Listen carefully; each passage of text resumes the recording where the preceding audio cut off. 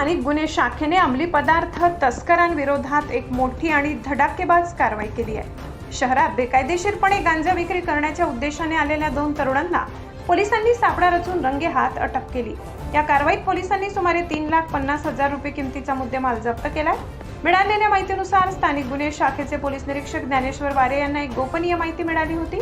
2 इसम एका ऍक्टिवा दुचाकी क्रमांक MH18BK0311 मानवी मेंदूवर विपरीत परिणाम करणाऱ्या गांजाची विक्री करण्यासाठी डी-मार्ट जवळील विश्वकर्मा भवन येथे येत असल्याची पक्की माहिती पोलिसांना मिळाली। या माहितीच्या आधारे धुळे जिल्हा पोलीस अधीक्षक विशाल आनंद आणि अप्पर पोलीस अधीक्षक अजय देवरे यांच्या मार्गदर्शनाखाली पोलीस निरीक्षक ज्ञानेश्वर वारे, पोलीस उपनिरीक्षक अमित माडी व त्यांच्या पथकाने विश्वकर्मा भवन परिसरात सापळा रचला। संशयास्पद वाटणाऱ्या त्या 2 तरुणांना थांबवून राजपत्रित अधिकारी, शासकीय पंच आणि फोटोग्राफर यांच्या उपस्थितीत त्यांची झडती घेण्यात आली। या झडती दरम्यान पोलिसांना त्यांच्या ताब्यातील गोणीत तब्बल 12 किलो 100 ग्रॅम गांजा आढळून आला। पोलिसांनी त्वरित कारवाई करत दोन्ही आरोपींना अटक केली। या प्रकरणी आरोपी विरुद्ध चाळीसगाव रोड पोलीस ठाण्यात गुन्हा दाखल करण्यात आला आहे।